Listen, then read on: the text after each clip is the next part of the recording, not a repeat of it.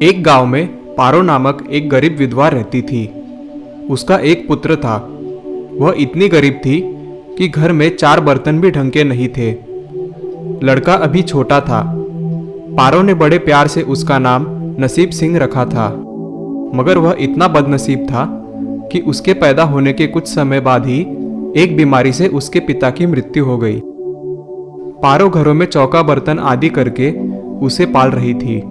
उसे पक्का विश्वास था कि नसीब सिंह बड़ा होकर उसके सारे संकट दूर कर देगा और उसका बुढ़ापा चैन से गुजरेगा। इसी आस में दिन रात मेहनत करके वह अपने बेटे को पाल रही थी। नसीब सिंह था तो छोटा, किंतु समझदार बहुत था। संयम और धीरज की उसमें कमी न थी। किसी भी बात को गहराई तक जानने की उसमें प्रबल उत्सुकता रहती थी। एक दिन उसने अपनी माँ से पूछा, माँ, हम इतने गरीब क्यों हैं? यह सब तो ईश्वर की मर्जी है बेटे, दुखी स्वर में पारो ने कहा। सब नसीब की बात है। मगर नसीब सिंह यह उत्तर पाकर संतुष्ट नहीं हुआ। वह बोला, ईश्वर की ऐसी मर्जी क्यों है? बेटा, यह तो ईश्वर ही जाने, पारो ने कहा। अगर ईश्वर ही जाने तो ठीक है, मैं ईश्वर से ही पूछूंगा कि हम इतने गरीब क्यों हैं। बताओ माँ, बताओ कि ईश्वर कहाँ मिलेगा? पारो तो वैसे ही परेशान रहती थी, अतः उसकी बातों से उकता कर उसने कह दिया, वह जंगलों में रहता है, लेकिन तुम वहां मत जाना। लेकिन नसीब सिंह ने दिल ही दिल में उसी क्षण इरादा बना लिया कि वह ईश्वर को ढूंढेगा और पूछेगा कि आखिर हम इतने गरीब क्यों हैं। एक दिन वह जंगल की ओर चल दिया। जंगल घना और भयानक था। चलते चलते नसीब सिंह बुरी तरह थक गया, मगर भगवान की परछाई भी उसे दिखाई नहीं दी। अतः वह थक हार कर पत्थर की एक शिला पर जा बैठा और सोचने लगा कि भगवान तो यहाँ कहीं नहीं है, आखिर गरीबी दूर कैसे होगी।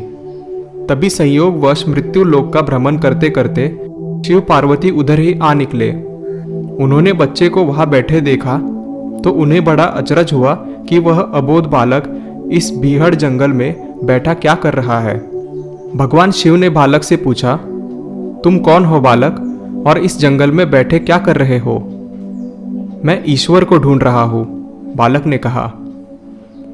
ईश्वर को? पार्वती चौंकी और पूछा, मगर क्यों? ईश्वर से तुम्हें क्या काम है? मैं उनसे पूछना चाहता हूं कि हम इतने गरीब क्यों हैं? दूसरों की तरह हम पर भी भाग्य की कृपा क्यों नहीं है? नसीब सिंह ने निर्भीकता से उत्तर दिया। माँ पार्वती और भगवान शिव उस बच्चे का साहस देखकर बहुत प्रसन्न हुए। माँ पार्वती तो करुणा की सागर है, उन्हें उस बच्चे पर बड़ी दया आई और भगवान शिव से मुखातिब होकर बोली, प्रभु, इस बालक का कुछ कीजिए। हम कुछ नहीं कर सकते पार्वती, क्योंकि इसके भाग्य में यही सब लिखा है। भाग्य देवता के लेख के अनुसार इसे ऐसा ही जीवन भोगना है। नहीं नहीं स्वामी, आपको कुछ करना ही होगा। माँ पार्वती हट करने लगी। जिद न करो पार्वती, यदि हम उसे कुछ दे भी देंगे तो वह इसके पास नहीं रुकेगा। इसे वैसा ही जीवन जीने दो जैसा भाग्यदेव चाहते हैं। नहीं प्रभु, इसकी गरीबी दूर करने के लिए आपको इस पर कृपा करनी होगी। जब माँ पार्वती जिद करने लगी तो भगवान भोले शंकर ने बच्चे को एक हार दे दिया। हार पाकर नसीब सिंह बहुत प्रसन्न हुआ और खुशी खुशी अपने घर को चल दिया। माँ पार्वती संतुष्ट थी कि उन्होंने एक अबोध बालक की मदद की और अब उसके दिन सुख से कटेंगे। लेकिन त्रिकालदर्शी भोले बाबा जानते थे कि यह हार उसके पास रहेगा ही नहीं। चलते चलते नसीब सिंह के पेट में अचानक दर्द हुआ और वह शौच के लिए इधर उधर देखने लगा। उसने भगवान शिव का दिया हार पत्थर की एक शिला पर रख दिया और झाड़ियों के पीछे चला गया। तभी एक चील कहीं से उड़ती हुई आई और उस हार को उठाकर उड़ गई। अरे मेरा हार! सब कुछ भूलकर लड़का चील के पीछे भागा। मगर कब तक वह चील का पीछा करता, कैसे पकड़ता उसे? एकाध बार पत्थर उठाकर उसने चील को मारने की कोशिश की, किंतु चील अधिक ऊंचाई पर थी। कुछ ही पलों में चील उसकी नज़रों से ओझल हो गई तो वह बड़ा दुखी हुआ और रोते रोते अपने घर की ओर चल दिया। घर पहुंचकर उसने माँ को सारी बात बताई, मगर पारो को उसकी बात पर बिल्कुल भी विश्वास नहीं हुआ। हाँ, उसकी बात सुनकर थोड़ी सी उदास अवश्य हो गई, लेकिन नसीब सिंह माँ की उदासीनता देखकर हतोत्साहित नहीं हुआ। उसने मन ही मन निर्णय कर लिया कि वह कल फिर वही जाएगा और भगवान शिव पार्वती को अपनी विपदा सुनाएगा। उसका विश्वास था कि भगवान शिव उस धूर्त चील को अवश्य ही दंड देंगे।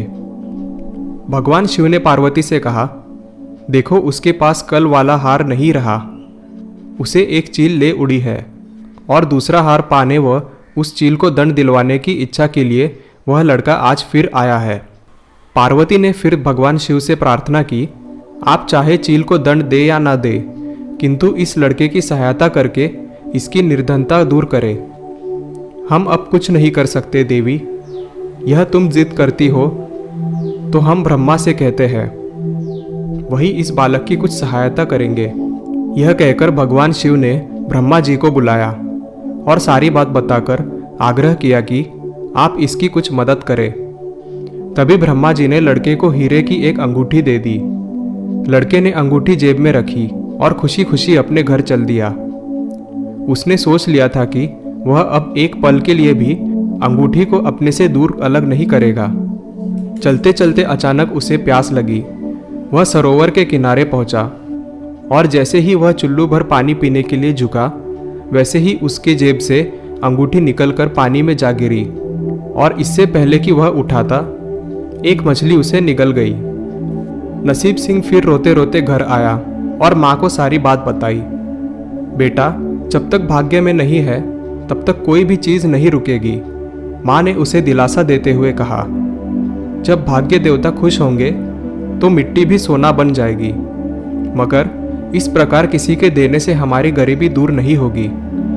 उसे समझाकर माँ अपने काम में लग गई, मगर नसीब सिंह भी हार मानने वाला नहीं था। उसने मन ही मन सोच लिया था कि वह कल फिर जाएगा। तीसरे दिन वह फिर जा पहुंचा।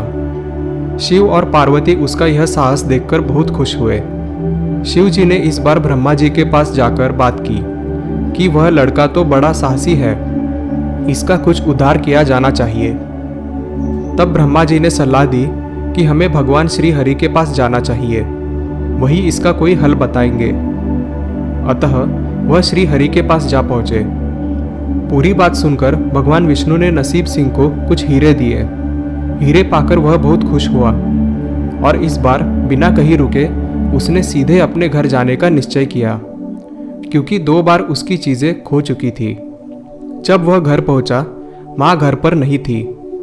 अतः नसीब सिंह ने हीरे एक लोटे में रखकर कोने में छिपा दिए और माँ को ढूंढने निकल पड़ा। वह मन ही मन सोचने लगा था कि अब माँ को किसी के घर काम करने की क्या आवश्यकता है, अब तो वह भी अमीर बन गए हैं।